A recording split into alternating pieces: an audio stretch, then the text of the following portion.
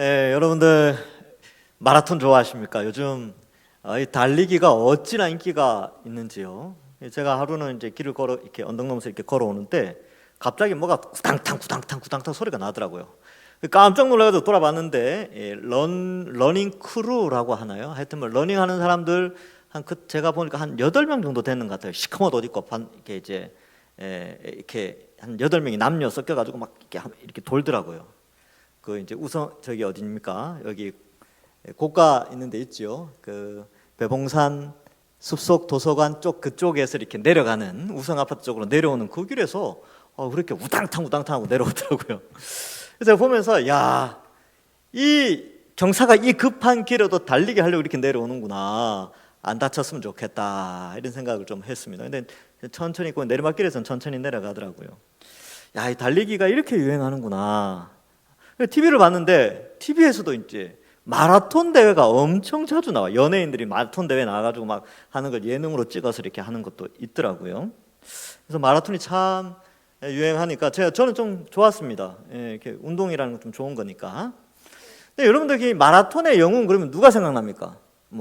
이봉주, 황영조 이런 분들이 있지만 우리나라는 이게 전통적으로 송기정 선수 아닙니까? 그죠? 저도 어릴 때 보면 TV 광고에 이제 흑백으로 이렇게 막 달리면서 이렇게 월계수 면류관 쓰는 그게 이제 생각이 나는데, 이 송기정 선수가 인터뷰나 자신의 회고록 자서전을 책으로 냈는데 그 가운데 유명한 말들이 몇 마디가 있어요. 그래서 3가지 정도가 유명한데, 첫 번째는 나는 일본 선수가 아니고 조선 선수였다. 조선 사람이다 라는 것과, 두 번째로는 끝까지 참고 견디는 사람이 이긴다. 세 번째가 나는 조국을 위해서 달렸다. 이런 말을 했다고 합니다. 그래서 명언 중에 그가 남긴 명언 중에 이 3마디가 있는데, 제가 이제 이 3마디를 조금 생각해 봤어요. 이렇게 성경은 아니지만 성경을 살피듯이 한번 생각을 한번 해봤습니다. 왜냐하면 이 성경에는 달리기를 비유로 한 우리의 인생을 많이 이제 몇 군데 비유하고 있기 때문에. 그런데 첫 번째 생각해 본 것은 이제 송기정 선수는 일본 선수가 아니라 자기는 일본 사람이 아니라 조선 사람이라고 했던 것처럼 나는 어디 나라 사람입니까? 내가 지금 믿음의 경주를 달리고 있는데 내가 어느 나라 사람으로 이 경기에 동참하고 있는가라는 것이죠. 우리 모두도 다 인생의 마라톤 가운데 살아가고 있지 않습니까? 그럼 우리 가슴에 무엇을 달고 달리고 있습니까? 태극기를 달고 달립니까? 아니면 십자가를 달고 다닙니까? 하나님 나라에 그걸 달고 다닙니까? 이런 생각해 보게 됐죠. 그래서 빌립보서 3장 20절에는 우리에게 명확하게 국가관을 심어주고 있습니다.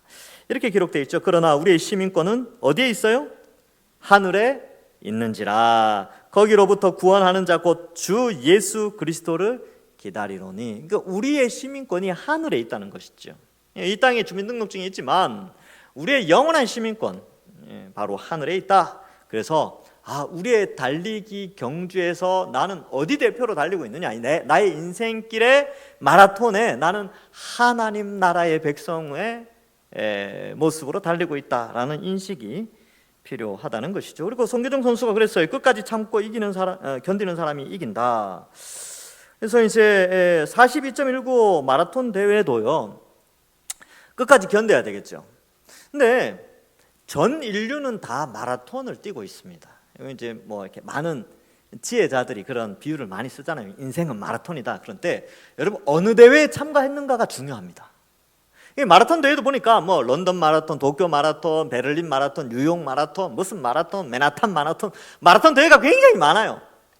근데 80억 인구가 달리는 마라톤은 딱 2경기가 있습니다. 딱 2경기. 뭐가 다르냐면 결승 지나서 결과가 달라요. 그래서 전 인류가 이 인생의 마라톤을 뛰는데 한쪽은 구원의 마라톤이요, 한쪽은 영광의 마라톤인데 한쪽은 결승선을 통과하면 멸망의 마라톤이요, 지옥의 마라톤이라는 것이죠. 근데 이 멸망의 마라톤, 지옥의 마라톤은요, 길이 넓어요. 아주 편합니다.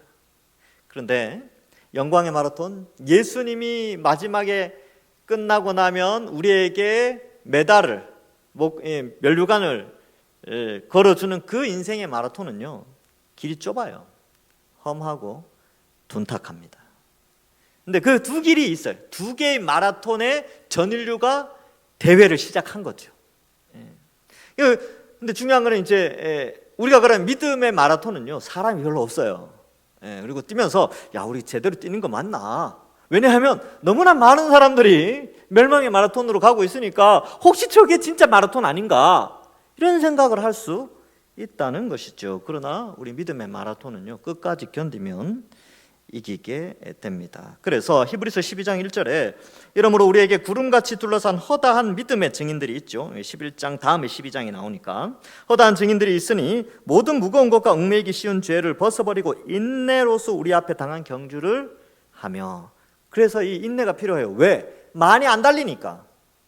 우리가 이 신앙의 경주는요, 많이 안 달려요. 소수가 달립니다. 여러분, 우리나라 5천만 중에 제대로 이 길 달리는 사람 500만이 될까 말까입니다. 10분의 1도 안 되죠. 그러니까 인내가 필요하죠. 많이 안 달리니까. 왜? 너무나 많은 사람들이 저쪽 길에서 달리고 있으니까 헷갈린단 말이죠. 그 다음에 송기정 선수가 그랬죠. 나는 조국을 위해서 달린다. 그랬는데 여러분, 우리는 누구를 위해서 달리고 있습니까? 물론 송기정 선수도 자기를 위해서 달렸을 거예요. 그죠? 왜냐하면 그 열심히 일해가지고 그 열매, 그 결과가 있잖아요. 나라에서 보상도 주고 명예도 얻고 뭐 그런 게 있겠죠. 그러나 그의 더 큰 목표는 조국을 위해서 달렸다라는 말을 남겼는데, 그의 조국은 바로 조선 땅이었죠. 여러분, 우리가 이 인생의 마라톤을 달릴 때 이 신앙의 마라톤도 사실 우리를 위한 마라톤 부분이 있어요. 왜냐하면 이 마라톤 끝에 우리에게 주어지는 상급이 있기 때문입니다. 그래서 그 상급을 바라보면 이 마라톤은 마치 이 신앙의 마라톤은 나를 위해서 달리는 것 같은데, 송기정 선수도 그랬다니까요. 근데 그는 조국을 위해서 달린다, 이런 표현을 했어요. 근데 그 마라톤 비유, 이 마라토너 아주 이 송기정 선수가 잘 표현한 것은 더 큰 목표가 있다는 것을 알려준 거예요. 대부분의 마라토너들은 자기를 위해서 달리거든요. 근데 그는 그 당시에 그 이제 억압받던 우리나라, 그 조선 땅, 그걸 이제 알리기 위해서 이렇게 좀 뭐 어쩔 수 없이 그렇게 뛰었다라고 볼 수 있지만, 어쨌든 그 중요한 것은 상이 있어요. 상. 개인에게 주어지는 상이 있다니까요. 그래서 고린도전서 9장 24절에 운동장에서 다름질 하는 자들이 다 달릴지라도 오직 상을 받는 사람은 한 사람뿐인 줄 너희가 알지 못하느냐? 너희도 상을 받도록 이와 같이 다름질하라 라고 성경은 말씀하고 있어요. 우리에게 상이 있다니까요. 그런데 요거는 이제 너무 뭐라 그럴까요? 이렇게 좀 작은 의미예요. 작은 의미. 상이 있어요. 주님이 주시는 상이 반드시 있습니다.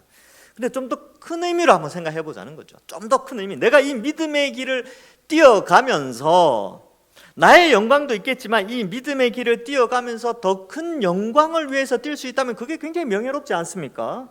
바로 하나님의 영광을 위하여 달리는 것.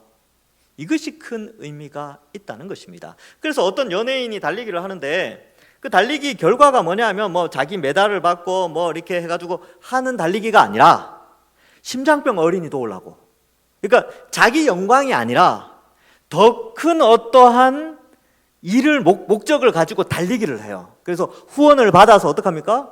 자기가 갖고 가는 게 아니고 그 전에 그걸 어때요? 심장병 어린이 돕기 위해서 기부를 하잖아요. 이게 뭐냐 하면 자기를 위한 달리기가 아니라 더 큰, 자기보다 더 나은 수준, 더 높은 가치를 가진 것에 그것을 위하여서 이 달리기를 하는 거죠. 그래서 많은 사람들이 관심이 없던 어떠한 분야에 대해서 그 사람이 달림으로 말미암아 그 부분에 관심을 가지고 이제 기부금도 내고 막 그렇게 한단 말이죠. 우리도 마찬가지입니다. 우리에게 주어진 사항이 있죠. 그런데 더 큰 의미를 생각해 보자는 거죠. 우리가 달리는 이 달리기, 이 믿음의 달리기의 가치를 더 크게 부여하는 것이 뭐냐 하면 바로 나의 영광이 아닌 하나님의 영광을 위하여서 달려야 된다라는 것입니다.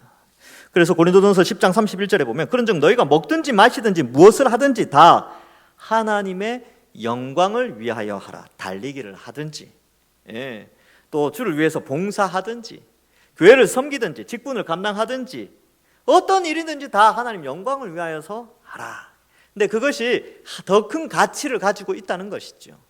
그 가치만 위해서 달리면 우리에게 주어지는 게 아무것도 없느냐? 그렇지 않다니까요. 성경은 우리에게 사항이 있다고 말씀을 해요. 그런데 더 큰 가치를 보라는 거죠. 바로 우리의 창조 목적인, 우리가 만들어진 목적인 하나님의 영광을 위하여, 그 영광을 드러내는 길이 바로 이 예수님이 기다리고 있는 그 영광의 길, 그런데 십자가의 길, 믿음의 길을 걸어가야 된다라는 것이죠.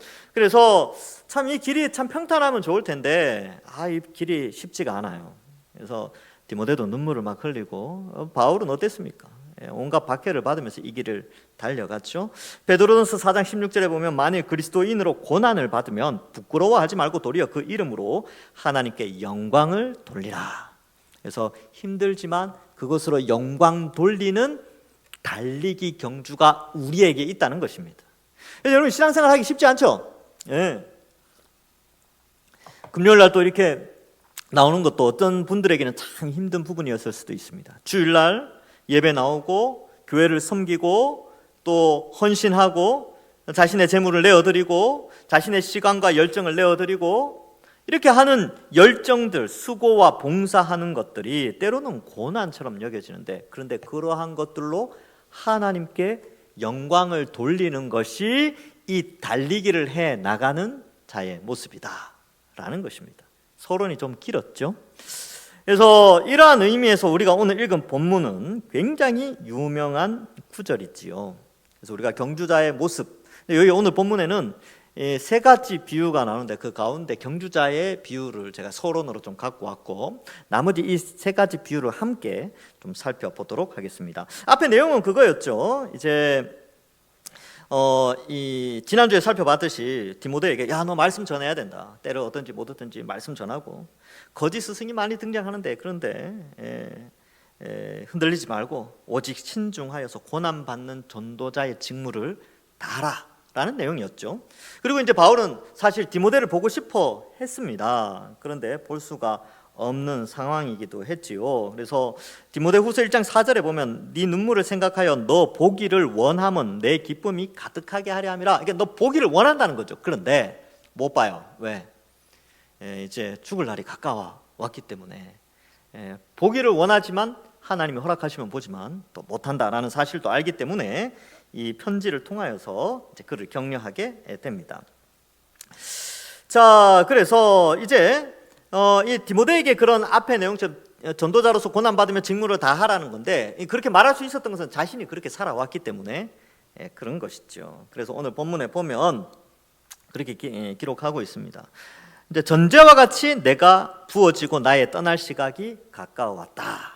여기서 이제 여러분 생각해야 돼요. 전제, 옛날 개역 한글판에는 관제 뭐 이렇게 표현이 되는데, 전제, 관제, 이게 뭐냐면 전자가 이 한자어로 제사 전자인데, 이 전자는요 뒤에 나오는 제자도 제사 제자예요. 근데 이 제자도 제사인데 요거는 어떤 제사를 전자로 표현하냐면 신에게 음식과 술을 부어드리는 제사, 뭐 그런 개념이 있어요. 이 한자를 제가 보니까. 근데 이게 이제 전자가 이렇게 붙는다, 붙는 제사, 이런 의미가 있거든요.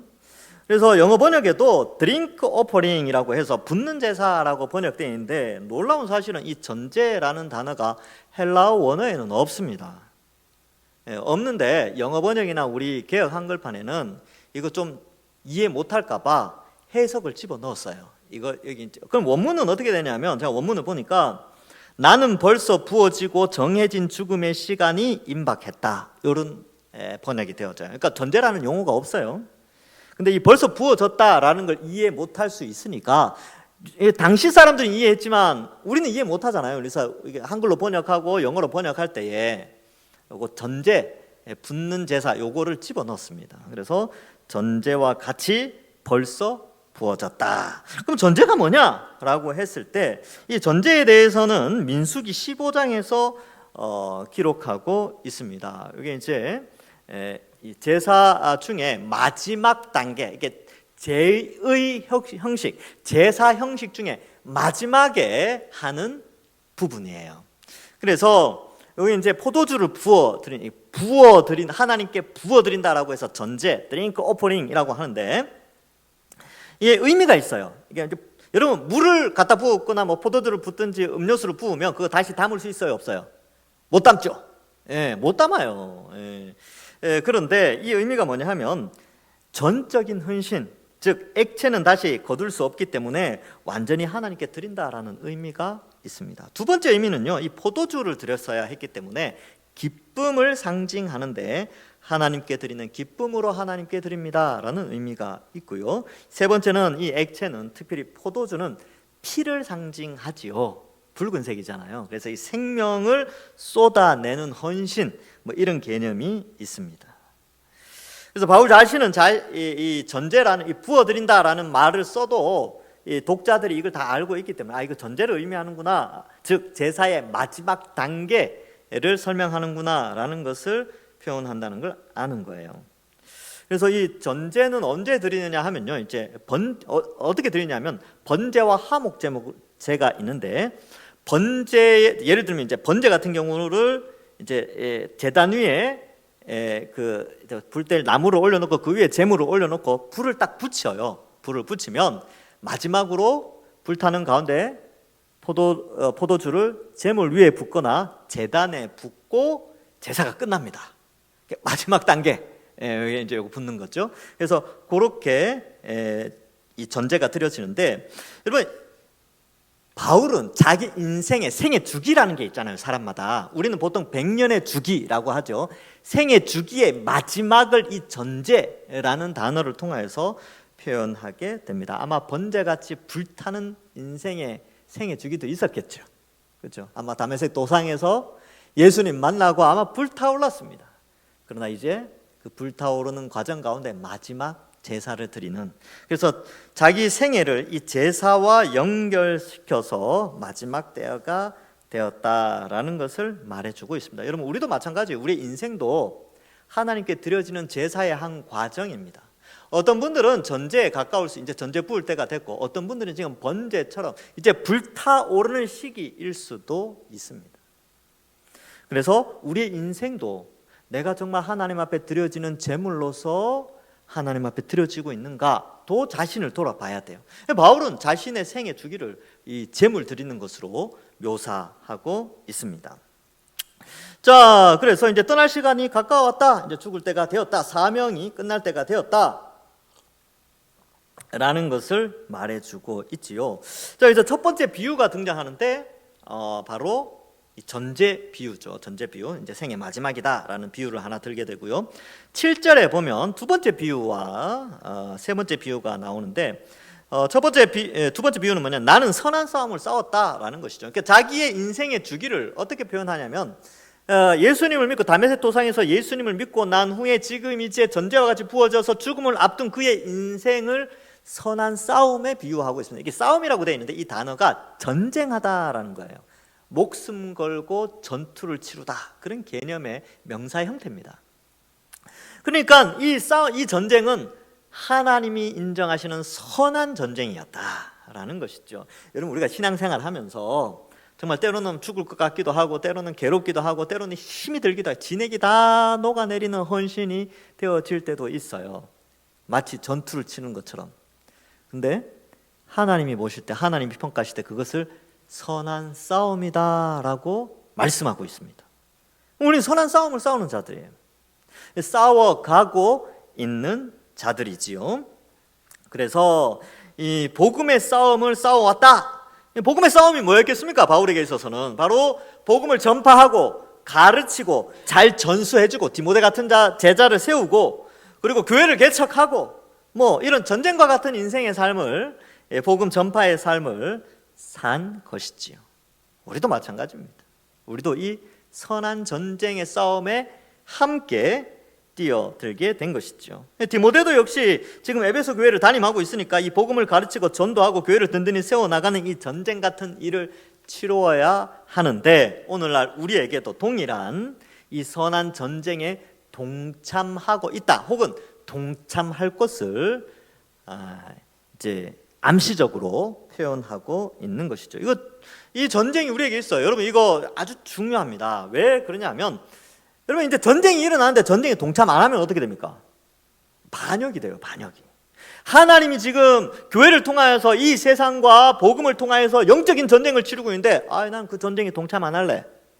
그러면 어떻게 되냐면 이제 한 달란트 묻어둔 자하고 똑같은 거예요. 그 결과가 어떻게 되는지 아십니까? 마태복음 25장 26절에 보면 그 주인이 대답하여 이르되 악하고 게으른 종아, 나는 심지 않은 데서 거두고 해치지 않은 데서 모으는 줄 네가 알았느냐? 악하고 게으른 종이래요. 그러니까 이 선한 싸움에 동참하지 않는 자들에 대해서 악하고 게으른 종이라고 표현하고, 그러면 이들의 결과가 어떻게 되느냐? 마태복음 25장 30절에 이 한 달란트 무익한 종이 어떻게 되냐면, 이 무익한 종을 바깥 어두운 데 내쫓으라, 거기서 슬피 울며 이를 갈리라 하니라. 왜냐하면 이 사람은요, 선한 싸움이라는 믿음이 없었어요. 하나님이 주신 이 믿음의 전투를 거부한 것입니다. 없다라고 생각한 거죠. 나에겐 전투가 없어. 내가 왜 그 전투를 해야 돼? 왜냐하면 이 한 달란트를 활용하려면 전투를 치러야 되는데 그 전투를 포기한 거죠. 묻어둬 버린 겁니다. 자기 일만 열심히 한 거죠. 전투를 거부한 자, 심판을 받습니다.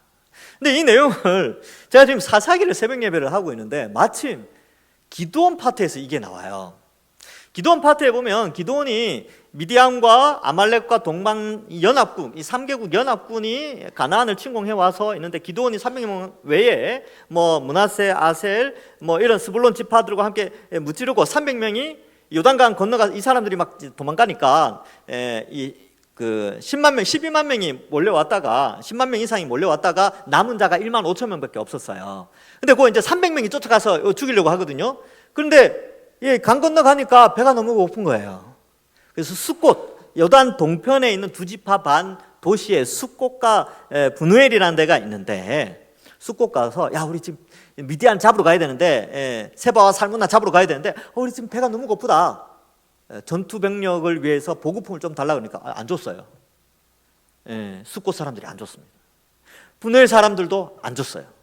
그래서 기드온이 너희가 이 거룩한 싸움, 이 믿음의 전투, 이 하나님이 함께하는 전투에 너희가 동참하지 않았기 때문에 믿음이 없기에, 하나님을 믿는 믿음이 없는 자들이 그 거룩한 땅에 존재하기 때문에 기드온이 어떻게 이야기하냐면, 내가 세바와 살무나 잡아올 때 너희 다 징벌할 것이다. 그래서 실제로 잡고 돌아오면서 징벌하여 다 죽이게 됩니다. 이거 아직 설교 끝까지 안 했는데 새벽 예배 때 이미 제가 이제 스포를 날렸습니다. 이제 다 죽게 돼요.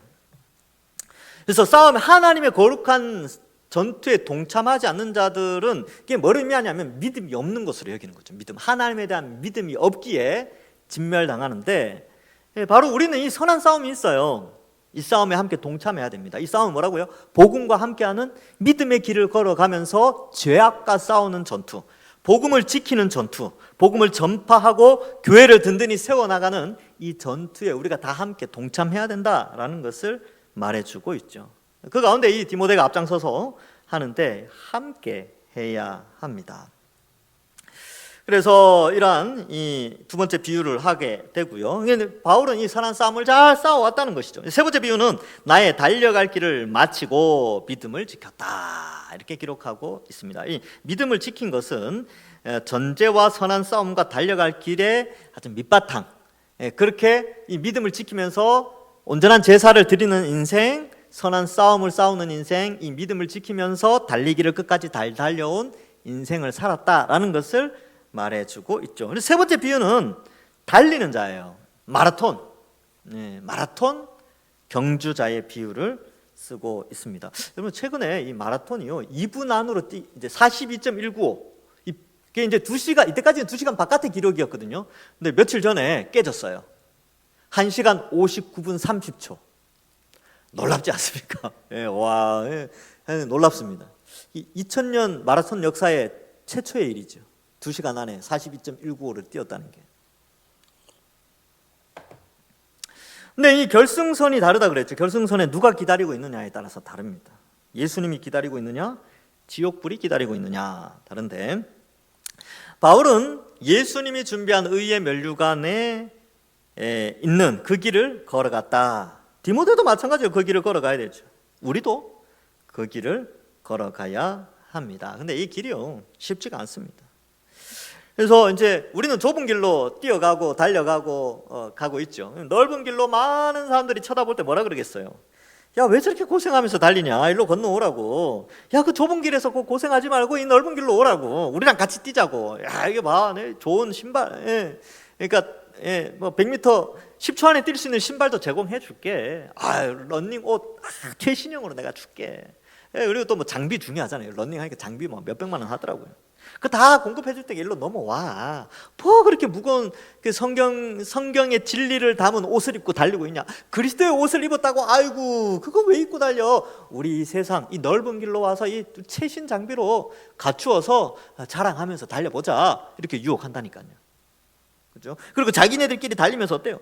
육신의 정욕과 안목의 정욕과 이생의 자랑을 하면서 자기들끼리 자랑하면서 달리고 있죠. 세상의 풍속을 쫓아가면서 공중 권세 잡은 자를 따르면서 마음과 육체의 정욕대로 그 길을 걸어가는 그 인생길.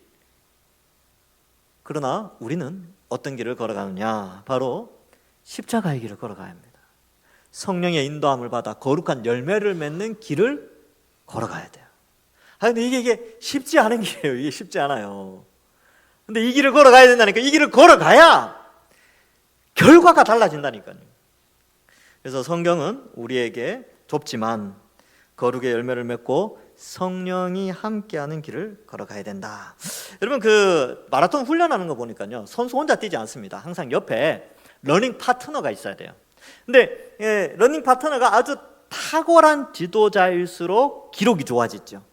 여러분 인간이 아무리 탁월해도요, 성령이 우리의 달려갈 길을 옆에서 함께 러닝 파트너로 같이 달리고 있어요. 우리가 주저앉기도 하고 쉬고 싶기도 하고 그럴 때마다 성령께서 우리의 손을 붙잡는다니까요. 그리고 이렇게 세워주세요. 이게 갈라디아서에 보면 이 내용이 나오거든요. 갈라디아서 5장에 보면 이 내용이 나와요. 6장에 보면 함께 걷는다, with walking, 그렇게 이제 돼 있어요. 우리가 진짜 쓰러진다니까요. 우리는 연약하죠. 근데 성령이 함께 이 길을 걸어갈 수 있도록 성령을 우리 속에 보내주셔서 이 길을 걸어가게 하는 거예요. 이 거친 길을, 이 둔탁한 길을 달려가도록 하시는 것입니다. 세상에 아주 돈 많이 엄청난 거액을 주고 마라토너 훈련시키는 사람 불러오잖아요. 하나님이 우리에게 붙여주신 러닝 파트너, 러닝 코치, 러닝 감독이 누구냐? 성령 하나님이 직접 오셔서 우리와 함께 달리고 계십니다. 그러니까 얼마든지 쉽게 달릴 수 있죠. 조금만 성령을 바라보기만 하면 돼요. 성령이 그냥 손 내밀면 붙잡고 그냥 같이 가면 되는 거예요. 연약할 때 힘 주신다니까요. 먹을 거 챙겨주시고 말씀을 통해 은혜도 주시고. 그래서 이 길은 사실 어려운 것처럼 보이지만 성령의 인도하심으로 충분히 걸어갈 수 있는 믿음의 길이다라는 것을 가르쳐주고 있습니다. 그래서 결승선 통과하면요, 예수님이 의의 면류관을 딱 준비하고 계시는 것이지요. 그래서 어떻습니까? 4장 8절에 보면 이제 후로는 나를 위하여 의의 면류관이 예비되었으므로 주 곧 의로우신 재판장이 그날에 내게 주실 것이며 내게만 아니라 주의 나타나심을 사모하는 모든 자에게노라. 그러니까 누가 수여하느냐 하면 바로 의로우신 재판장이 의의 면류관을 주신다. 이것도 이제 비유적인 건데, 의를 판단하는 것은요 재판정에서 일어나요. 의인이냐 죄인이냐는 이게 법적인 용어거든요. 그러니까 사도 바울이 의의 면류관을 수여하는 것은 재판정에서 수여되는 거예요. 마라톤이나 운동 경기 끝에 보면 그 시상대가 있잖아요. 시상대에서 뭐 위원장이, 뭐 IOC 위원장이 와서 뭐 이렇게 걸어준다든지 그렇게 하는데, 우리가 이 믿음의 경주를 딱 끝내고 도착한 곳이 어디냐면 재판정이에요. 재판정. 의로우신 재판장이 의의 면류관을 딱 걸어주는 아주 독특한 그런 내용이죠. 그러니까 이 믿음의 길은요, 결국은 이 십자가의 길을 달려가는 이 길은 죄와 싸우는 길과 연결되고, 죄인이냐 의인이냐의 문제이기 때문에 이 길을 걸어가는 특징이 뭐냐 하면 이 죄와의 싸움의 속성이 있다는 거예요. 그래서 재판장이신 예수님이, 하나님이 우리에게 의의 면류관을 걸어주신다라는 것을 말해주고 있습니다. 바울이 이렇게 했다는 거죠. 그러니까 이후로라고 되죠. 이후로. 그래서 이후로라고 해서, 그러면 이 주의 이 세 가지 비유가 앞으로 이 세 가지 비유의 삶을 산 후의 결과가 어떻게 되느냐라고 했을 때 의의 면류관이라는 결과가 주어진다는 거예요. 이 세 가지 비유. 근데 이게 같은 거죠. 이 세 가지 비유를 한 이유는 우리의 한 살이 인생을 설명하는 것인데, 재물과 같이 선한 전투를 치르는 자와 같이, 달리는 자와 같이 우리의 신앙의 삶의 한 사리를 설명하는데, 요거 잘 감당하는 그에게 한 가지가 주어지는데, 그것이 바로 의의 면류관이다라는 것이 강조되고 있습니다. 사실 선한 싸움을 싸운 사람에게는요, 메달을 주진 않죠. 면류관을 주진 않습니다. 뭘 주냐면 훈장을 줘요. 우리는 훈장. 달리는 자에게는 메달을 주죠. 싸움 잘한 사람은, 전투에서 승리한 사람은요, 훈장 줍니다. 그 같은 개념이죠. 그래서 이러한 것들이 수여되어지는 영광이 있다라는 것이죠. 그래서 세 가지 비유와 그 결과, 그러니까 그리고 이제 한 가지가 더 나오는데, 그것은 바로 주의 나타나심을 사모함. 요것이 결과적으로는 이제 면류관으로 연결되는데, 제가 이제 제목에 3+1이라고 적었어요. 그러면 이제 뭐가 3+1이냐 하면, 이 의의 면류관을 받기 위해서 세 가지의 삶, 재물의 삶, 전투하는 삶, 달리는 삶, 플러스 주를 사모하는 삶. 근데 이 세 가지를 살아야 주를 사모하느냐, 그게 아니라 이 세 가지의 비유대로 살아가는 사람의 특징이 뭐냐 하면 주를 사모하고 있다. 주의 나타나심을 사모한다는 거예요. 그러면 주의 나타나심을 사모하는 자는 자신이 거룩한 재물, 인생이 거룩한 재물처럼 살아야 된다는 걸 알겠죠. 그리고 선한 싸움을 싸우는 자가 주의 나타나심을 사모하는 자고, 잘 달리는 자가 주의 나타나심을 사모하는 자가 잘 달리는 거예요. 그래서 요 세 가지 비유가 이 주의 나타나심을 사모하는 삶과 연결되어져 있는 것이죠. 그렇다면 바꾸어 말하면, 주의 나타나심을 사모하는 삶, 즉 주님을 곧 만나 뵙는다라는 개념이 있으면 자기 인생을 거룩한 제물로 드리기 시작한다는 거예요. 주의 나타나심이, 주를 만나 뵙고 주님의 다시 오심을 사모한다면 이 전투를 치르게 되는 거예요. 내가 곧 주님을 만나고 혹은 곧 주님이 다시 오신다는 개념이 있으면 이 달리기를 포기하지 않고 달려간다는 거예요. 그래서 제가 3+1이라고 강조를 한 것이죠. 바로 우리 모두는 주님의 다시 오심을 사모하는 삶, 우리 모두는 거룩한 제사의 삶, 그리고 싸움의 삶, 달리기의 삶을 살아가야 한다는 것이죠. 그래서 말씀을 맺습니다. 여러분, 우리의 삶은 어떻습니까? 우린 지금 이런 삶을 살아가고 있습니까? 이 3+1의 삶, 우리의 매일매일의 삶이 하나님 앞에 제물로 드려지는 삶을 살고 있습니까? 로마서 12장 1절 2절에 나오는 것처럼 너희 몸을 거룩한 산제사로 드리라고 했는데 그 삶을 살고 있는지요?